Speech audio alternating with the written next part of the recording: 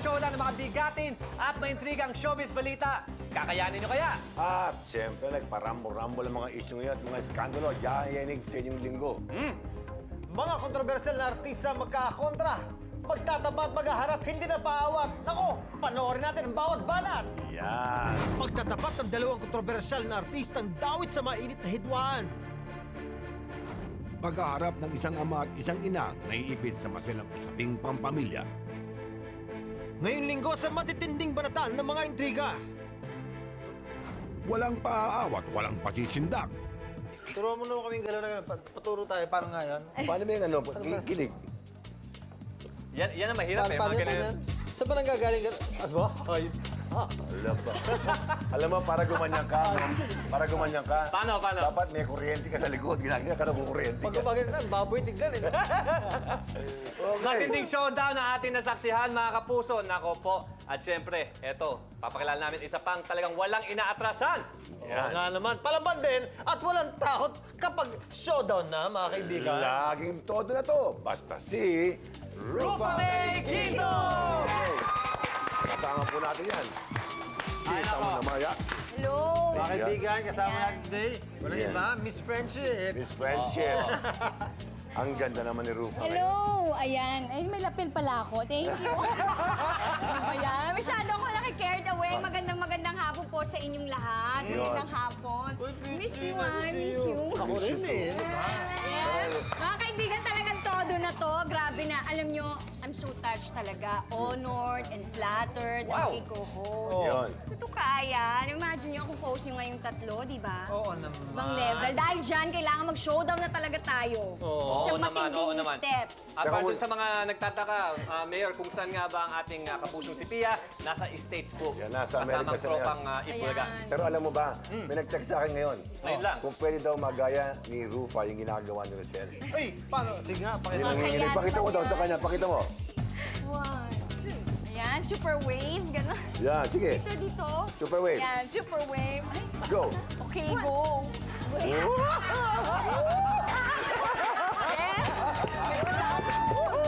Ayan. Kaya nagsabi namin talagang palaban, Na ako. walang inaatrasan. Kita nyo naman. Ay, ganun pa. At humirit pa. Hindi ko na po mapigil ang excitement ko dahil todo na talaga ang mga pasabog na issue ng S-Files. Ngayong linggo, mga kwentong exclusive dito lang po. Panoorin niyo to. Ang galing! Perfect! Taas ang energy. Ganyan. Exclusive! Jose Manalo, aktor-komedyan na iniidolo ng lahat, nahaharap sa kasong bigamy. Isang komplikadong sitwasyon ng aktor-komedyan na may dalawang pamilya. Ngayon, isang demanda ang natanggap niya mula sa pangalawang asawa. Nag-file ako ng case ng bigamy. Totoo nga bang nang balikan niya ang una niyang asawa, mga anak niya sa pangalawang asawa, pinabayaan na niya?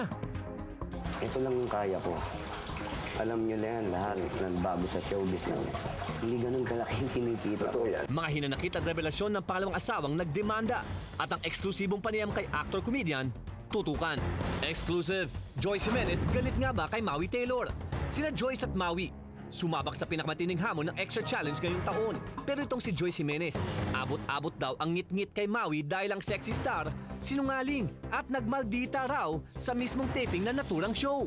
Sinadya nga raw na matalo at ma-eliminate agad sila ni Joyce dahil may ibang racket di umano ito. Iringan Maui at Joyce, tuloy na nga bang nauwi sa matinding awayan? Ang buong kwento, dapat abangan. Ang tambalan ni na Richard Gutierrez at Isabel Oli, nagkakamabutihan na nga ba? Ang tambalan ni na Richard at Isabel sa love story adventure na sugo, kinasasabikan, kinagigiliwan. Sa totoong buhay, sina Richard at Isabel, nagkakahulihan na raw ba ng loob? Ngayong hapon, ang higit pa nilang nakakakilig na pagsasama, live, dito sa S-Files. Angel Locsin at Nadine Samonte, galit nga ba sa isa't isa? Dalawa sa pinakamagagandang mukha sa showbiz ngayon. Sa telefantasyang Darna, sila ang magkalaban. Pero sa totoong buhay, Angel at Nadine, may alitan din nga ba? Gaya ng role nila bilang Darna at Ava sa telefantasyang Darna. Lalaki rin kaya ang dahilan ng nababalitang hidwaan nila? Hindi naman kami naging close talaga eh. Hindi ko alam, mas may mga bagay siguro na nangyayari na hindi natin maiwasan. Angel Locsin at Nadine Samonte may iringan. Sa telefantasyang Darna magkaribal sa istorya si Narda at Ava, ang mga karakter na ginagampanan nila Angel at Nadine. Kamakailan, nabalitang hindi lang sa telebisyon nakitang tensyon na pagitan ng dalawa. Ang iringan nila, tutuhanan nga ba? Sa set ng Danay, hindi umano nagpapansinan si Angel at Nadine. Di naman kami naging close talaga eh. Kasi saan ba kaming show nagkasama? Sa Darna pa lang, which is bago pa lang. Hindi ko alam kung may tampo. Siguro pagod lang yung tao. Hindi ko alam kung anong dahilan. Hindi ko alam. Mas may mga bagay siguro na nangyayari na hindi natin maiwasan. Kung may kaaway ako, di sasabihin kung may kaaway ako, hindi man ako plastic eh. Hindi man ako plastic na tao na para kailangan itago. Aminado ang dalawa na hindi pa sila maituturing na ganap na magkaibigan, pero nanatili silang profesional at hindi nila hayaang makaapekto ito sa kanilang trabaho. Sa eksena, okay lang. Maski panoorin yung mga eksena namin, okay naman eh.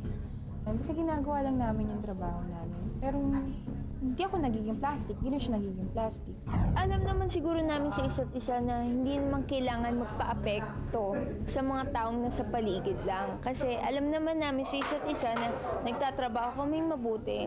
Ngunit kung may isang pinagkakasunduan ng dalawa, tanggap nila Angel at Nadine na ang intrigang kanilang kinaharap ay parte ng buhay artista. Hindi namin kasi natin talaga may iwas yung intriga. Siyempre, artista kami. Kakabit na talaga ng buhay natin yan, diba? Showbiz life, gano'n naman talaga eh, diba? Kahit sabihin mo hindi, o walang naninira, may lalabas at may lalabas din na gusto nilang sirain. Parang gano'n, parang may iba talaga kasi yung showbiz eh, diba? Sa Sugo, lahat ay nagkagiliwan ng subayang tambalang Richard Gutierrez at Isabel Oli. Ngayong hapon, higit pa kayong kikiligin sa dalawa. Dahil hindi ko na kayo bibitinin, ikot, Showbibo! Richard Gutierrez at Isabel Oli, nagkakamabutihan na nga ba? Sa love story adventure na Sugo, sila ang tambalang kinagigilawan ninyo. Ikaw, Isabel. Nararamdaman kita.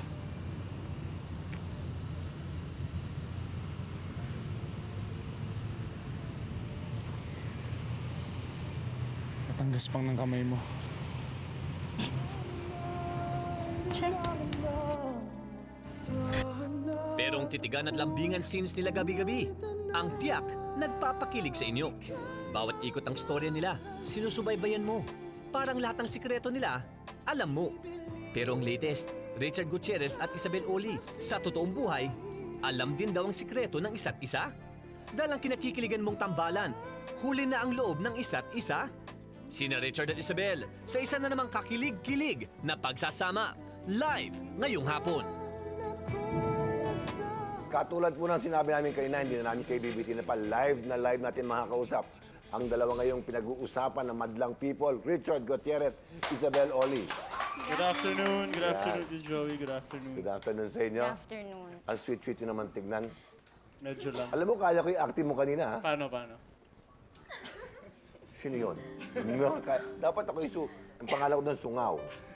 Anyway, meron tayong konting pakilig ng konti katulad na pinangako natin, Rufa. Oo, yan. Meron tayong- Kumbaga hataw nga tayo ngayong hapon. hataw Todo tayo. na, oo. Ang tawag dyan, truth or consequence.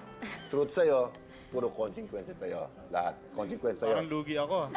Siyempre. Kaya mo yan. Kaya mo yan. Ngayon, kung sige. di mo kaya, ako nagagawa para sa'yo. Okay yan? Pero gagawin ko kay Rufa. Sige. Para Sa Sugo, merong black and white. Ika nga, Yeah. itim at Si puti. Ying at Yin Yang. at si Yang. Ngayon, yung mangyayari ngayon, yung sa black, consequence. Sa white, yun ang truth. Truth. Kailangan parati kayo magkasama sa set, di ba? Parate. Almost every day. I'm sure hindi nagkakatanggalan ng tinginan nyo sa isa't isa. Ganyan din kayo. Medyo. Ganyan. Ha? Embrace. Kasi ganun. friends lang sila, kita mo Friends. nakaganyan lang. Friends lang kami. Okay, first question, Isabel. Ano ang pabango ni Richard Gutierrez? Sa set po, Alam mo yan. Ano? AF, AF. Abercrombie and Fitch. Tama. Tama? Oo. Tama. Naku, di walang consequence ito. Tama. Di Gustong ba gusto niya yun eh. kailangan din? Dapat binali. Gagawin pa din. Gagawin pa rin kahit Gagawin tama. pa rin. Kasi Aba. ngayon nga daw black and white, Ano, diba? sige. Gagawin na rin natin para konting pakilig. Kaya, Saan malakas yung amoy niya? Sa leeg? O sa ano, o kaya kung gusto mo naman, babaguhin natin ng sistema. Maglalagay tayo ng 3 babae. 2. Dalawa. At medyo amoy-amoy mo kung sino sa kanilang 2 si Oli. Tama ba yan? Okay, Pwede. ba-blindfold natin si... Yan. Ba-blindfold ka namin muna. Yan. Yan. Kung saan ang pinakamalakas na amoy ng pabango ni Oli. Okay. Tayo ka ng konti. Tayo ka. Pa, dito ka. Huwag natin paririnig. Dito ka. Natin pahalata, no? Okay. 3 babae ito. Ang hirap naman ito. Sino ngayon naaamoy mo? Ha? Sino ang aamoyin mo ngayon para malaman mo kung sino si Oli? Go. Go. Ay, si Isabel. Teka, parang hindi babae. Parang kalabaw eh. Dito ka na. Sige. Sige. Yan. Okay. Okay. Okay? Susunod? Hindi yun eh. Ba? Galing ah. Ito. Ba? Isabel. Na, Alam ko yung perfume niya. nahulaan mo ka agad. Yan, ang Ba't di ka na... Bango mo naman ah. Ang galing. Okay. Ayan. Galing. So, siguro, tapusin Oo, natin kaya dahil- imbitahan natin sila. lalo Ngayon ang kinikilig nasaksihan sa nilang kanila eh. closeness nilang dalawa. Oh. Try naman nila mag-promote. Mag-promote naman kayo tungkol sa inyong Una-una show. po, gusto ko magpasalamat sa lahat ng taong nanonood ng Sugo. Gabi-gabi, maraming salamat po. Kung napupuyat kayo sa amin, thank you so much. Paganda pa po ang Sugo. Maraming pa mangyayari. Nabuhay na yung 4th minion ni Apo Abukay. Abangan nyo yung fight scene namin tomorrow ni Adan, ni Paolo Contis. Grabe ang hirap ng fight scene na yun. Talagang pinaghandaan namin. Tsaka, Tito Joey, ibang level of fight scene na yung makikita Iba na. nyo. Iba na talaga. As in, parang pampelikula na yung makikita nyo bukas, yung fight scene Wow. namin. Kaya dapat talaga panoorin nyo. Kasi iba. Maganda. Oli, Sugo po, weeknights. And thank you po sa mga nanonood ng Sugo kahit na late, nanonood pa rin kayo. Thank you po. And marami pong mga kilig moments sila Isabel and Miguel dito. And marami pa pong i-reveal. yun. po. At And tsaka last question, ha? Kayo na nga ba 2? Tsaka nyo nasagutin yan next week. Next week. Ay, thank you. Thank you to Pero Joey. yung mga Thank hiling ng you. tao, siyempre pag nagbababay kayo sa tao, papakita nyo ang sweetness sa kayong dalawa, di ba? At saka closeness. Tsaka closeness. So, pakita mo naman kung gano'n ka close kay Oli. Oo naman. Kung naman. Yun. Sa pisngi lang. Next week nga yung yung sa Next week ibang po, part. sasagutin na ng dalawa kung sila na Mga kaibigan, si Alex Crisano sinampahan na ng kasong acts of lasciviousness ng dati nilang kasambahay.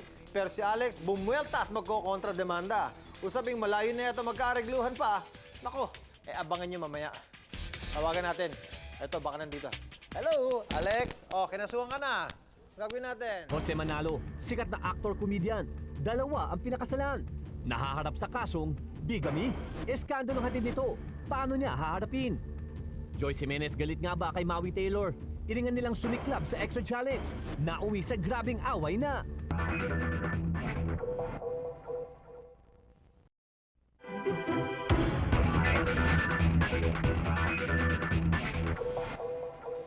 Viva Hot Babe Analea Javier at MMDA Chairman Bayani Fernando. Naiipit nga ba sa isang kontrobersya? August 25, lumabas sa Diaryong The Manila Times ang mga litrato ni Analea at Chairman Fernando habang nagpe-perform para sa launching ng TV show ng MMDA. Sa mga kuha, makikitang habang kumakanta ay nakayakap at pinupupog ng halik ni Chairman Fernando si Analea. Lumikha ng kontrobersyang nasabing mga litrato na na-headline din sa ibang pahayagan. Iba't ibang opinyon ang naglabasan. Ayon kay Press Secretary Ignacio Buni, walang mali siya ang yakapan at halikan na ito ni Analea at Chairman Fernando dahil ginawa umano ito sa harap ng maraming tao. Kinundena naman ng mga grupong Akbayan at Gabriela ang ginawang ito ni Chairman Fernando. Kalaswaan umano ito at hindi tamang asal ng isang public official. Dahil sa lumalalang kontrobersya, isang official statement ang ipinalabas ni Chairman Fernando sa usaping ito. Anya, walang dahilan para humingi siya ng tawad. Tulad ng sinabi ng ilang kritiko, ang mga naglathala ng mga litrato umano ang dapat humingi ng dispensa. Sinaktan daw nila ang sensitivity ng publiko. Si Analea, sangkot muli sa matinding kontrobersya. Hindi raw nagustuhan ng asawa ni Chairman Fernando na si Marikina City Mayor Marites Fernando ang eksenang ginawa nito at ni Analea. Dahilan para mag-walk out di umano ito. At ngayon, may sigalot umanong namamagitan sa mag-asawa. Kabi-kabilang batikos ang ngayon kinakaharap ni Analea. Bakit daw sa harap ng publiko, pumayag siyang yakapin at halikan ng isang public official? Siya nga bang dahilan na nababalitang iringan na mag-asawang Fernando? Ang depensa at paglilinaw ni Analea, diretsahan niyang ihahayag live. Mga kapuso, kasama natin isang dalaga na tila laging hinahabol ng kontrobersya. Analea Javier. Good afternoon. Good afternoon, Pao. Ito'y para sa'yo. Sana'y gumaan naman ang loob mo. Kasi nung nakita ko, pinapanood mo yung BTR natin, medyo napapailing ka. Oo, kasi sobra naman yun. Kwento mo sa akin kung ano yung nangyari. I was just invited to perform sa press conference and launching ng bagong MMD show. Then, syempre, the usual performance, kumukuha ako ng audience. Yes. And Bayani Fernando has been very, he's been gentleman enough to join me on stage. Right. So, syempre, like me, sexy yung image ko, meron akong konting gimmick, ganun. And part of that was yung kiss ako ng konti sa part na ituturo ko. And that was what happened. Tapos, lumabas siya sa dyaryo. Siyempre, sinabi mo parang gentleman ang dating dahil nga kung tinanggihan ka, Yes. parang napahiya ka naman noon, di ba? So itong part ng show ay yung, kunyari, sabi mo nga, tuturo ka sa part ng body mo, tapos kikis niya, parang ganon. Na siyempre, I'm sure yung audience, anong reaction naman ng audience at that time? Masaya sila. Honestly, masaya talaga sila. And they even congratulated me because alam ko only few people know na kumakanta ako. And they were happy sa performance. Ayun. Ang may mga bumabatikos nga sa'yo, di ba? Sabi nila, bakit ka daw pumayag na halikan ka? I always do that kasi I don't see anything wrong with that. It's part of the show. It's part of what you call entertainment. Kasi if I'd sing there, just standing, para saan pa sinabing sexy yung image ko? Kung wala man lang reason para mapapasaya ko naman sila ng konti. Maaliw, mapakilig. And that's nothing personal. Parang... Basta they don't go beyond what you ask them to do. Yes, Di ba? yes. And wala naman akong na-feel na na nagte-take advantage naman si Bayani Fernando. Like you said nga, he was Yes, being a yes, gentleman and he didn't go beyond nga yung hiningi Yes. mong kiss lang dito, kiss lang doon. So nung lumabas na yung mga pictures sa pahayagan, ano yung naramdaman mo? I felt bad both for myself and the chairman kasi parang we don't deserve that. Kasi I did that for the spirit of fun. Right. And he doesn't deserve na maanuhan ng anything, ng any color kasi makakapangit yun sa kanya, which hindi niya yun deserve eh. So syempre, nung lumabas nga yung gano'n, may mga nagsabi na nag-walk out daw ang kanyang asawa. Bakit hindi totoo? That's not true because even before I performed, wala na talaga yung wife niya. Wala doon. Yes, So wala walang na walk out talaga. na pwede maganap? Wala. And I don't think she would do that kung nandun siya. Kasi wala talagang masama dun sa ginawa. Walang mali siya. Speaking of walang mali siya, doon nga daw sa ginawa o sa nangyari, iringan daw yung dalawa, nagkakalabuan. Naniniwala ka ba doon? Just the other day, nagkaroon ako ng show sa Marikina and nag-courtesy call ako sa City Hall. And yung mga tao doon, kahit wala yung mayor, they were very accommodating. Very warm, kumbaga. Yes, so kung galit sa akin, kung meron nagkakaroon sila ng misunderstanding, I don't think na magiging ganun yung welcome sa akin. Parang aanin ka, ikaw yung enemy, parang Yes, ganon, yes, di ba? yes. So ano yung message mo sa mga bumabatiko sa'yo at saka sa mga naglabas ng mga picture sa pahayagan at binigyan ng kakaibang kulay yung intrigang ito? Ayun, dun sa mga bumabatikos and sa mga hindi nakagusto nung nakita nila, I don't blame them because I can't please everybody.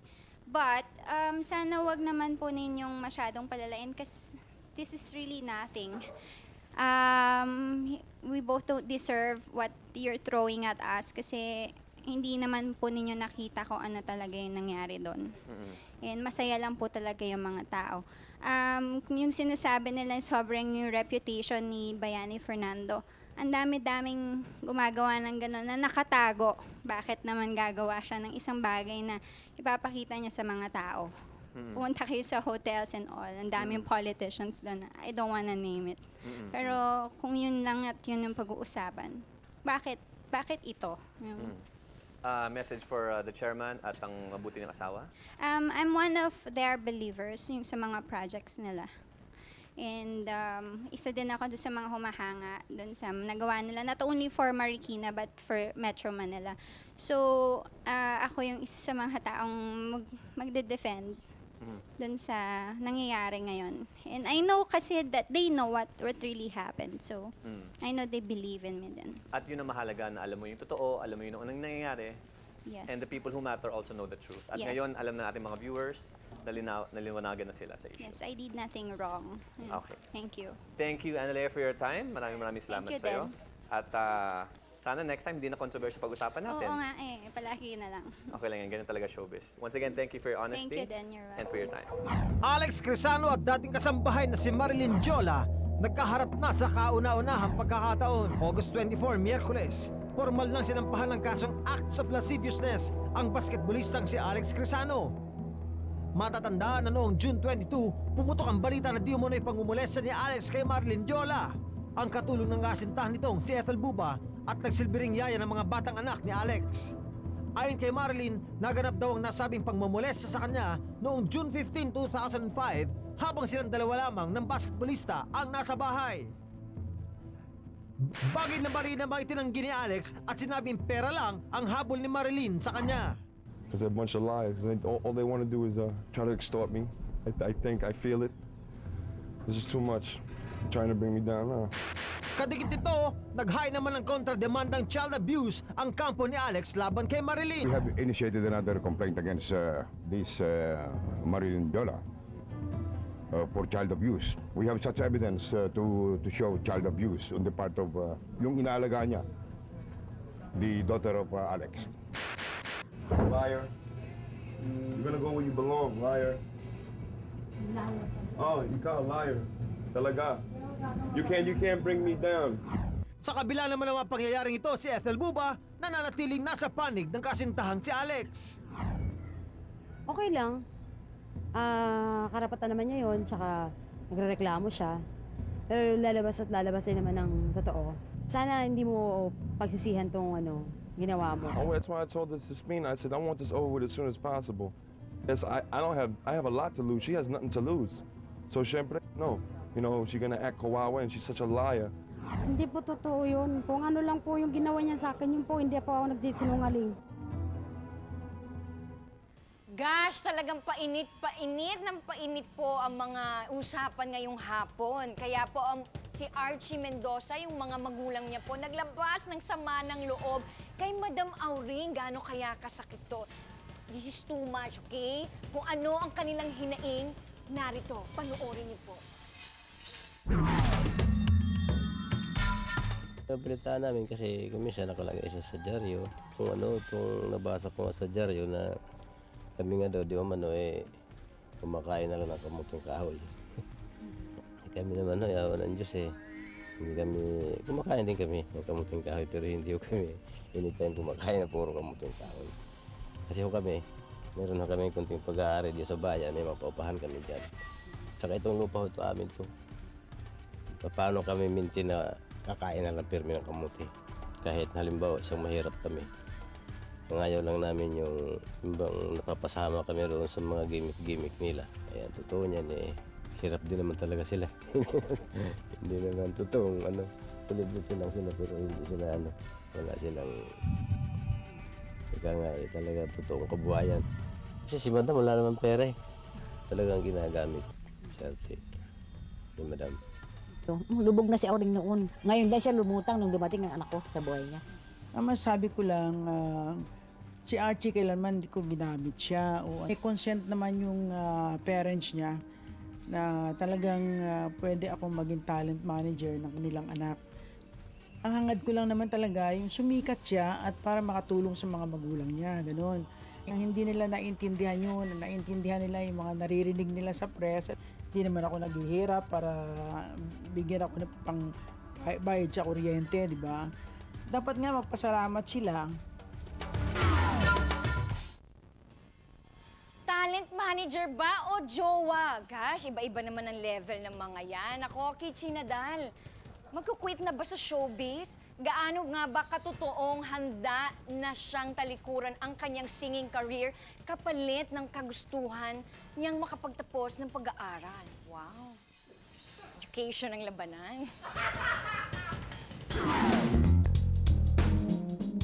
Actually, I'm going back to school sa LaSalle, Psychology and Education. But I still have a little more than a year to finish. It's the best time also para rin hindi ma-burn out. Ang continuous pa rin yung career. We'll be playing also pa rin Mas less din siguro yung mga gigs. Mas pili na. One term at a time. You have a point, Kichi. Kaya dahil dyan, si Danica at boyfriend niyang drummer ng River Maya si Mark Escueta, hiwalay na. Relasyon man nila ay nagwakas na sina Mark at Danica. Balitang magkakabalikan pa rin. Ang dahilan, alamin natin kay Mark. Oo, mahal ko siya.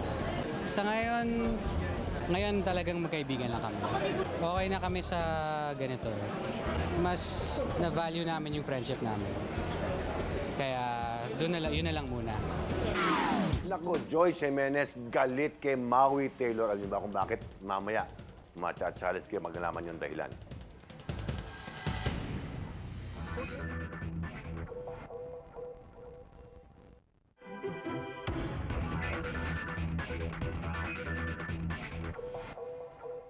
Maui Taylor at Joyce Jimenez nag-away sa taping ng Extra Challenge. Lunes, August 22, nang lumabas ang mga pahayagan ng balitang pag-aaway di umano ni Joyce Jimenez sa partner niyang si Maui Taylor para sa anniversary episode ng Extra Challenge sa darating na linggo. Ayon sa mga nasulat, halos maiyak daw sa galit si Joyce dahil sa maagang pagkakatanggal nilang dalawa sa Extra Challenge. Umuwi pa naman siya galing sa Australia para lang sumali sa episode na ito na 2 million pesos pa naman ang nakalaan sa mananalo. Di umano'y nagsisinungaling si Maui at di siya sumunod sa rules and regulations ng Extra Challenge. Ayon kina Inday Garutay at Icy Mendoza, ang isa sa 6 na pares ng team na kasali, nasaksahan nila kung paano nagsimula ang galit ni Joyce kay Maui. Nakalagay sa kontrata at nakalagay sa agreement, nakalagay dun sa instructions na bawal magsama ng PA. Nung nandun kami sa Alabang, kasama niya pa rin yung PA niya.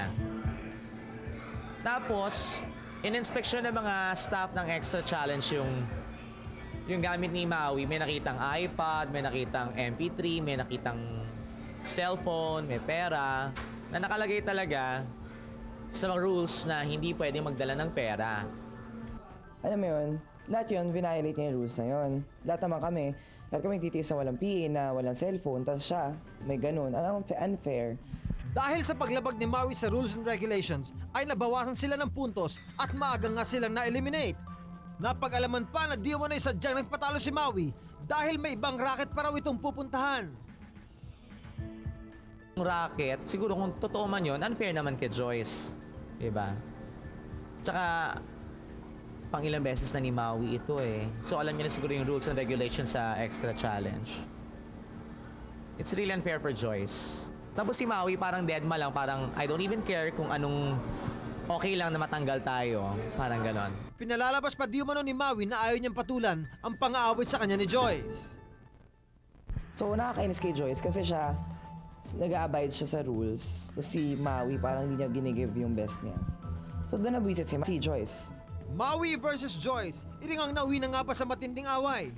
Sino nga bang may kasalanan at sino ba ang nasa katwiran? Sa di nagkakaunawang, sana'y agad nang masolusyonan. Medyo mainit yung item na to. Akala nyo, medyo masama o umiinit ang ulo ni Joyce Jimenez kay Maui Taylor. Bakit kaya? Para malaman natin mga kaibigan, kausapin natin ang talent manager ni Joyce Jimenez. Walang iba kundi si Miss Shirley Kwan. Shirley, are you there? I'm here, Goms. How are you? I'm fine. How are you? Fine, thanks. Can you tell us, ito bang medyo may galit si Joyce kay Maui? I think more on sama ng loob. Okay. Oo. Kasi she joined Extra Challenge, itong kanilang anniversary presentation. Okay. Talagang it was her decision kasi nung tinawagan ako ng Extra Challenge, immediately I said no kasi nag-aaral, ayokong paistorbo. Alright. Sabi ko, but then, Extra Challenge is reality show. Diba? Parang Yes. dapat, irespeto natin kung type niya. Sabi ko sa Extra Challenge, tawagan niyo diretso si Joyce kung makumbinsin niyo, kung ma-excuse siya na. Where was Joyce at that time? She's already in Australia then. She was there. Okay. So sabi ko, convince niyo siya to come home and join Extra Challenge because it's a special thing. Okay. It's her decision, not mine. Kasi baka kung anong pagawin sa kanila, ako pang sisihin, di ba? Yes. So that has always been my stand. Right. Napa-oo nila, apparently. Okay. So, from there pa lang, makikita mo, she's taking it really seriously, professionally. She joined the contest or the challenge to step up to it. Okay. So, si Joyce kasi, ano yan when she joins something, she's there to win. But you don't join naman a contest to lose. Of course. Diba? You Yeah. join to win. Shirley, So, is it true na, I don't know if you know this, totoo ba na merong commitment si Maui Taylor and that's the reason kung bakit siya maaga nagpatalo? that I don't know. From what Okay. I understand, she broke the rule about the cell phone. Yes. Hindi ko nga alam yun sa PA Mhm. and all the other stuff. Alam ko sa cell phone.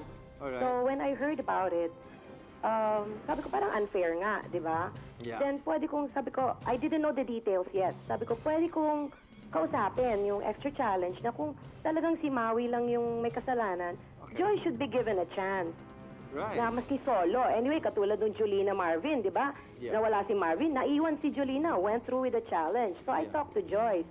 Sabi ko, Joyce, do you want me to talk to them? No, in fact, they gave us a chance pa despite what happened. And parang I really appreciated na pinagawa pa nila kami na I think an extra challenge Shirley, where's pa rin. Joyce today? Ha? Nasaan si Joyce ngayon? She's in Australia. Hindi namin makonto dahil ano siya ngayon, blackout because it's our midterm. So Okay. we're not disturbing her right now. We're hoping one day magkausap silang dalaw ni Maui Taylor at magkaroon sila ng reconciliation. Alam naman natin na magkaibigan din sila, di ba? I think nagkaayos naman that Yeah. wala lang magsasabi ng masama sa isa't isa. Then I think panoorin nila yung Extra Challenge, so let the public judge na lang. Yes. Di ba? Yeah, thank you so much, Shirley. Okay, thanks, bye. Joyce. Bye. Mga kaibigan, may mga rules and regulations po ang Extra Challenge at isa na rin dyan, yung hindi pagdala ng PA. Bakit hindi po pwede magdala ng PA? Dahil meron pong mga tasks sa Extra Challenge na baka tumulong yung mga kasama nilang mga artista at hindi po pwede yan. Hindi rin pwede magdala ng cellphone. Bakit? Dahil meron silang mga challenges na baka gumamit ng cellphone makatulong doon sa mga ginagawa nila. Hindi rin pwede magdala ng pera dahil talagang sinasabi rin sa Extra Challenge, meron kayong mga dapat gawin na hindi na ang magbibigay ng pera kung meron man ay mismo production ng Extra Challenge. At sinubukan po namin kunin ang panig ni Miss Maui Taylor, pero pinili po niyang manahimik na muna tungkol sa isyong ito. So, pag dumating pong oras na magsasalita po si Maui Taylor, sana dito niyo masaksiyan. Matatanging pag-ibig ang dumaan sa hindi mabilang na pagsubok at matinding sakripisyo. Si Daniela Trudel Belayo, dito sa S-Files, nilang unang narinig ang kanilang kwento. Kung talagang gusto mo mag-aaral, edi ako na lang ang magtatrabaho. Si Rodel, iginapang na makapagtapos ng pag-aaral ang babaeng minamahal. Talagang sobrang thankful ako. And sana, I don't really know how could I ever repay that. Ang pagmamahalang humaplos sa ating mga puso, itinampok sa magpakailanman upang higit na makapagbigay ng inspirasyon. Talagang nakaka-inspire. So, we decided na i-feature yung love story nila at saka yung life story nila. Kasabay nito ang kasalang pinangarap nila Daniela at Rodel na bigyan ng katuparan. Sabi namin, kami na lang ang sasagot nung wedding nila. Nitong nakaraang Huwebes, August 25, alas 10 ng umaga, naganap ang pinakamahalagang sandali sa buhay ni Daniela at Rodel. Mula sa preparasyon hanggang sa mismo ng araw ng kanilang pag-iisang dibdib, halos hindi pa rin silang makapaniwalang nagkatotoo na ang matagal nilang inaasam. Pero kagabi, sobrang hindi rin kami makatulog. Saka hindi kami makapaniwala talaga, tumulaw na. Talagang kakasal na talaga tayo. So excited talaga. Sabi ko hindi ako iyak pero ewan ko lang. Actually, napag-usapan namin tong kasal 6 years ago. So, doon lang kami nagplano na gusto namin magpakasal. And then, isang taon, nag-decidido na kami magpakasal. And then, ito nga, natuloy. Sa Santo Niño Church, Tondo, Manila, naganap ang tahimik na seremonya ng pag-iisang dibdib nila, Daniela at Rodel, at dinaluan ng mga kamag-anak at malalapit nilang kaibigan. Kasunod nito ang wedding reception nila sa Oasis.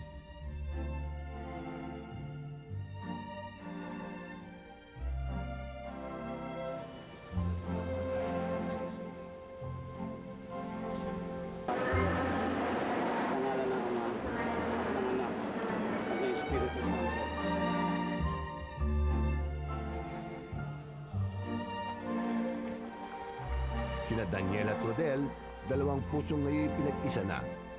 Naharap sa panibagong pagsisimula bilang mag-asawa. Kung gaano mo ako pinasaya, hindi mo alam kung gaano ako kasaya. At basta nangangako ako na mamahalin kita ng gusto at lalo. Siyempre, nagpapasalamat din ako sa'yo kasi sa lahat ng mga ginawa mo para sa akin, saka sa lahat ng mga willing mong baguhin para na maging maganda tong relasyon natin. So ngayon nakasal na tayo, alam ko na there will be more shared goals at kailangan i-prove natin na kumbaga, yun nga, hindi magiging walang saysay itong ginawa ng magpakailanman sa atin. Ngayong hapon, ang bagong kasal muli nating makakapiling live dito sa S-Files.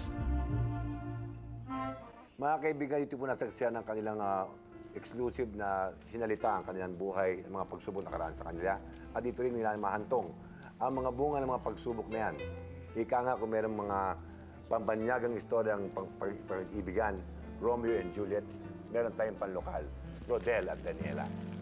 Thank you. Good afternoon po. Good afternoon sa lahat ng mga nanonood ngayon. Magandang hapon po sa inyo lahat. Medyo, nung pinanonood ko yung kasal niya, medyo nanginginabot. Pati ako. Hanggang ngayon, parang flashback pa yung mga... Alam mo, 7 taon yung hinintay lahat na to. Yung 7 taon yan, ang dami mga pagsubok, ang dami mga alanganin, baka matuloy o hindi. Ngayon, naging natupad na yung inyong pinakihintay ng kasal. Ano nararamdaman niyo? Daniela? Actually, kala namin walang masyadong magiging changes kasi matagal na kami, 7 years. Pero malaki pa rin yung pinagbago. In fact, parang parati namin iisip na, totoo ba to? Kasal na tayo. Parang we've been waiting for this moment. Tapos finally, eto na. Saka lalo kaming naging sweet talaga. Parang mas lalo naming na-feel na na. Kasi syempre, parang iba pa rin yung feeling na alam mo sa sarili mo, na kasal na talaga kayo, wala na kayong takot, parang masyado ng at ease, mas nakakapagplano kami ngayon, gano'n. Rodel, nung kayo magkatipan pa lang ika nga ngayon, kasal na, anong pagkakaiba ngayon ng pakaramdam mo? Unang-una yung parang peace of mind. Nagkaroon ka ng, nauwi ka sa bahay mo, ando doon yung asawa mo, naghihintay. Ba, yung legal na talaga, di ba? At syempre yung bagong chapter na naman ng buhay namin na tatahakin namin. At So may mga plano kayong tatahakin ngayon? Marami namin plano. Marami kayong pinag-usapan na plano. Saan naman yung ika nga pag may kasal, may bisita, may kainan, meron ding honeymoon na tinatawag. Saan ba hahantong yan at saan mapupunta yan? Actually, kasi 25 yung kasal namin, 26 may work siya. So iniwan niya kami, 25 ang kasal niya, 26. Nag-taping May kagad taping, siya. Kaya, actually, okay naman. Hindi naman kaya in advance yung honeymoon 24. Hindi, nandun mga taga-GMA. Hindi pa yun. Andun. Hindi, actually, naiintindihan naman namin niya yun Parang ngayon masyado lang naming, alam mo yun, parang masyado namin inanay sarili namin na eto, kasal na tayo. Parang inaano namin, parang ninanam. Alam mo yun, yung parang gano'n. Yung honeymoon naman, makakapag... Tsaka mas inuuna na namin ngayon yung matrabaho, alam mo yun. Tama yan. So sa inyong dalawa, congratulations. Maraming salamat. Naging inspirasyon sa maraming mga katulad nyo na mahantong sa magandang pagsubok at natatapos sa magandang kinabukasan. Thank May you. gusto kayong pasalamatan? Unang-una po, nagpapasalamat kami syempre sa S-Files. Dahil ulit, Hindi po dahil sa syempre inyo. dito nila nakuha yung story Thank namin. you. S-Files, maraming salamat at hindi nyo alam kung gaano naging special talaga sa amin to ni Rodel. Maraming salamat po magpakailanman and hindi po namin makakalimutan ni Rodel to. Maraming salamat po sa ginawa niyo po sa amin. Sobrang Binago niyo po thank yung you. buhay namin. Nako, Maraming congratulations sa salamat. inyong Thank dalawa. you, maraming Kung salamat. naimbitan niyo ako, pupunta ako doon, nakaselyo akong dalit. Salamat po, maraming salamat. Jose Manalo, bakit naatim na 2 beses magpakasal o nagpakasal? Pangalawang asawa niya, nagdedemanda ng bigamy. Laban sa kanya, ang buong kwento malalaman niyo mamaya po. Naku, mainit-init to.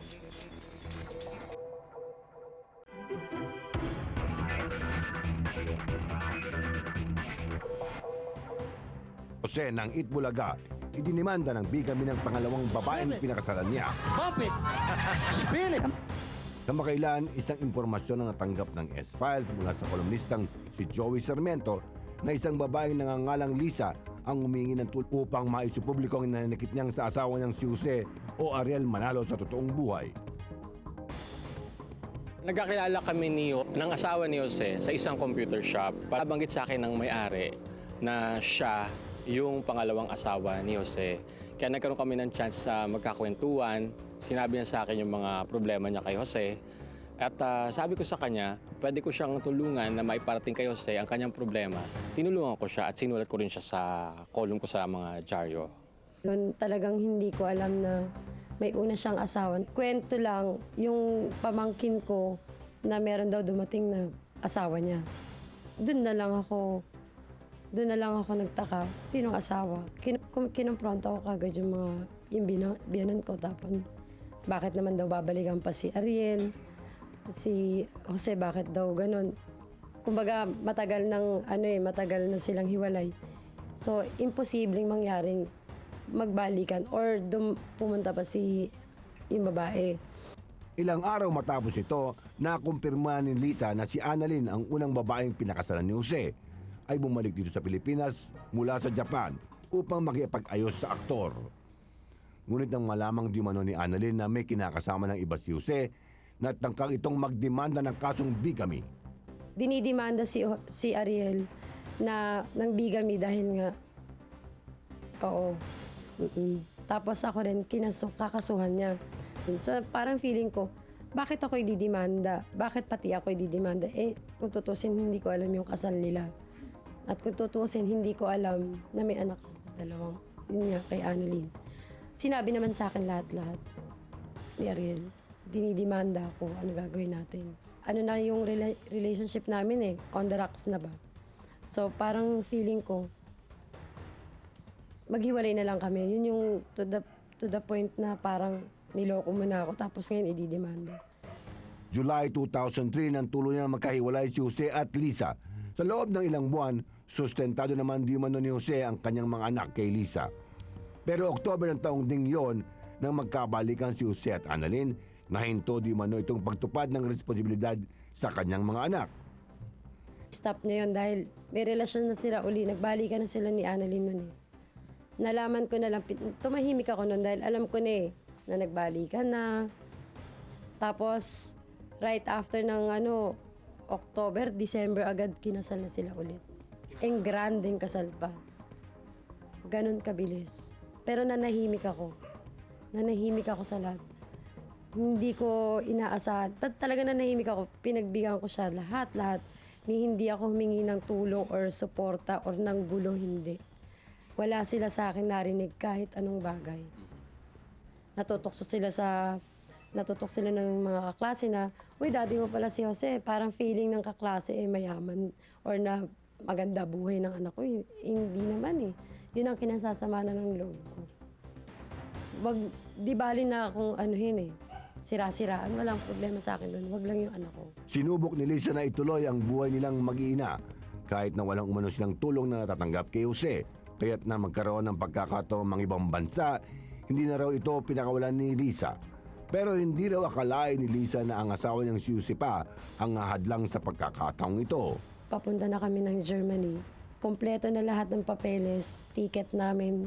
Hindi siya pumirma. Kailangan kasi sa German Embassy yung permit ba? Yung personal consent.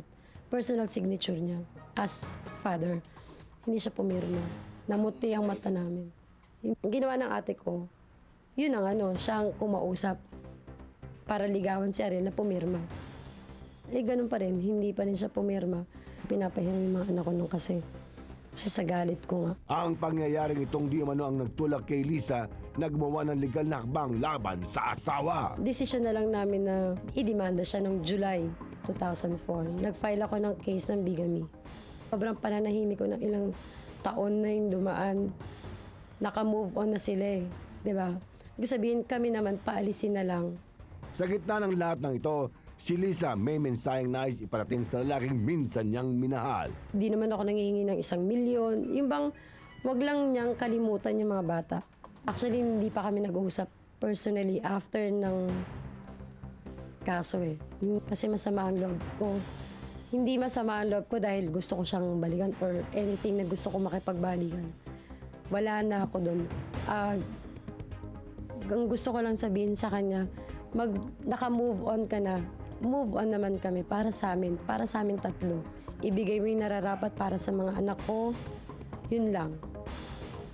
Di bali na ako, wag mo kong isipin. Yung anak mo na lang. Isang lalaki, dalawang pamilya, isang matinding usaping nawi sa demandahan.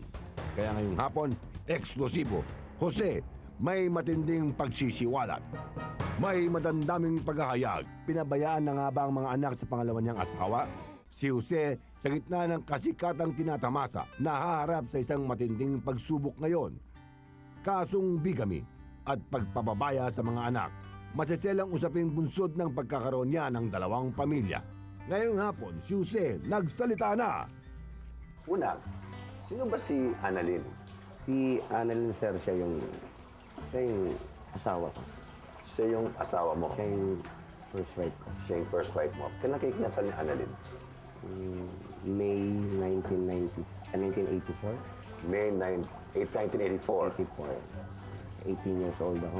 18 years old ka noon, batang-bata ka noon. Ano ang dahilan kung bakit nagkahiwalay kayo ni Annalyn after 5 years? Nagkahiwalay kami ni Annalyn kasi siguro hindi pa ako sawan sa pagkabinata ko. Sa 18, bata ka pa kasi 18 lang eh. Laro, hindi masyadong sa paghahanap buhay. Sa barkada kasi ako nun. Nagkahiwalay kayo ni Annalyn after 5 years. At nakilala mo itong si Lisa? Matagal pa. So before pa? Matagal pa ang panahon bago ko siya nakilala ulit. Nung nakilala ko si Lisa, so dala nung akala ko, yung kasal namin nun, wala na yun, mga ganun. Ngayon, hiwalay na rin kayo ni Lisa. Anong dahilan? Ba't kayo hiwalay? Hindi Isa ba sa mga dahilan ito na napag-isip-isip mo na kailangan bumalik ka na sa una mong asawa? Hindi ko inisip na magkikita uli kami ni Annalyn. Siguro pinag-aadyanan lang siguro ng Diyos na hindi na kami magkasundo ni Lisa eh. Yung sinabi mong hindi magkasundo, anong ibig sabihin ng hindi magkasundo? Sa trabaho, sa ugali? Trabaho, ugali. Lagi kami may pinag-aawayan ng anytime nag-aaway kami. Hindi ko na nagugustuhan yung nakikita ng mga bata kung ano yung nangyayari sa amin. Oo naman. Parang siguro hindi na ako masaya, hindi na rin siya masaya dahil gabi, madaling araw. Nung nagkahiwalay ba kayo ni Lisa, nag-usap ba kayo? Maayos ba o medyo may alitan? O medyo walang communication basta naghiwalay lang kayo? Walang masyadong komunikasyon. Kasi nag-decide ako sa sarili ko na ayoko na. Pero ngayon naghiwalay na kayo ni Lisa, paano yung mga bata? Meron ba kayong usapan? Ang nangyayari kasi, sir, nagpapadala ako ng pera ngayon. Yung tuition fee ng mga bata, ako pa rin nag-aasikaso. Hindi totoo ang balita na iniwanan mo yung responsibilidad mo sa mga bata. Hindi, sir. Kasi may mga dumarating na balita na isa sa mga hindi yata nagugustuhan ni Lisa, yung bagamat naiwanan na siya, naiwanan din yung responsibilidad ng mga bata. Hindi ba totoo ito? Hindi totoo yan, sir. Kung magkakaroon man ng gap pag isang buwan, minsan nadi-delay. May delay lang, pero hindi totoong diretso na pinalimutan ko yung mga bata. Si Lisa, file na ng kasong bigamy. Sa sinasabi natin bigamy, ibig sabihin, para magkaroon ng isang kasong bigamy, nakasal ka sa dalawang tao. Nauna kay Lisa ay Annalyn at si Lisa ngayon ang pangalawang na pangasawa mo na siyang nagdidemanda. Ano bang pinakamahirap na sitwasyon mo ngayon? Yung mga bata, sir. Mga bata? Kasi yung ginawa ngayon ni Lisa, kasi yung kaso tumatakbo siya. Inaayos namin siya kung paano maayos to. Kaya lang, mahirap. Sir, hindi ko na kaya yung ganong kalaking halaga eh. Ito lang yung kaya ko. Alam niyo na yan, lahat ng bago sa showbiz lang. Hindi ganun kalaking kinikita. Totoo yan. Kaya nga, sir, gabi-gabi nagtatrabaho pa ako. Ano palagay mo, ano kaya ang pinakamaganda at madaling solusyon para sa mga problema ito? Siguro mag-usap-usap ko na. Walang makikialam. At wala mo ng korte? Walang korte. Kasi ang nakakagulo, sir, yung mga nakapaligid eh. Marami ka bang pinagsisihan sa ginawa mo? Wala akong pinagsisihan. Desisyon ko, yung alam ko, na ito yung desisyon ko, tama yung desisyon ko, masaya ako sa ginawa ko. Ang pinagsisihan ko lang siguro is na ikasal ako kay Lisa. Kelly? Hindi ko naman pinanginayangan na pinanganak yung mga bata na yan. Kaya lang alam ko sila yung naghihirap. Gusto ko sama-sama lahat. Kung ano man yung naging kasalanan ko nang nagpakasal. Tama. Hindi pwedeng isisi dun sa mga bata. Ayokong, alam kong kasalanan ko to. No? Yung mga bata ngayon na nagsasuffer. May hinanakit ka sa kanya? Katulad lang? Yung paglabas niyang ganyan. Sana inayos na namin nun. Sa pagkakataong to, kung kaharap mo si Lisa, anong ang sasabihin mo sa kanya? Sa mensahe mo sa kanya? Baka sakaling nanonood siya ngayon. Kasi, Lisa, ito na tanggapin na natin kung ano yung nangyari. Tinanggap ko na rin kung ano yung mga bagay na nagawa mo sa akin. Yung mga bata ang intindihin natin kasi walang ibang magsasakripisyo dito kundi yung mga bata. Hindi ako, hindi ikaw. Lalaki yan, sana yung mga bata na to magkakasama sila. At kahit sinong kaibigan ng tumukso sa kanila, kaya nilang tanggapin kasi maayos. Hindi man buo, pero maayos. Tayo, matandaan na tayo eh. Ilang oras, ilang araw, ilang buwan na lang yung tatagal natin. Sana maayos natin to, yung para sa bata. Hindi na kailangan na pagpasakitan pa ng kung anong salita. Sana nga hindi na umabot sa ganito para hindi masyadong apektuhan yung mga bata. Sa mga anak mo, alam ko nanonood din sila at nasasaktan sila ngayon. Meron ka bang gusto iparating sa kanya, sa anak mo kay Lisa?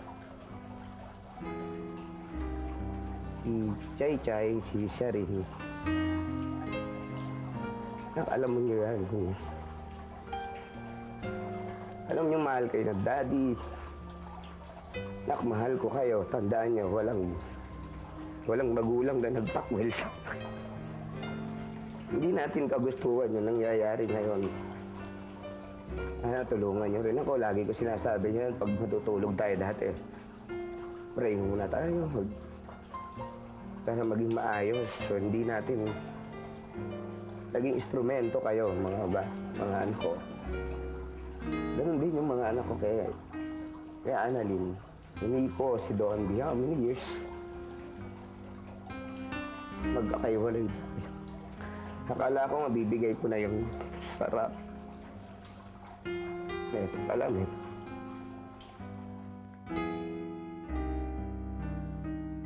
Kay Annalyn na sumusuporta sa'yo, na naniniwala sa'yo, na nakakaibig sa'yo. Anong gusto mo iparating sa kanya? Annalyn, sabi ko nga sa'yo,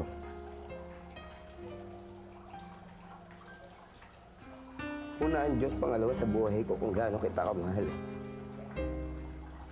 Nakita ko kung paano mo ako mahalin din. Sana tatagan pa natin yung, lalo ngayon, yung dinadala natin, yung bagong bata. Sana maibigay ko na yung tama para sa kanya.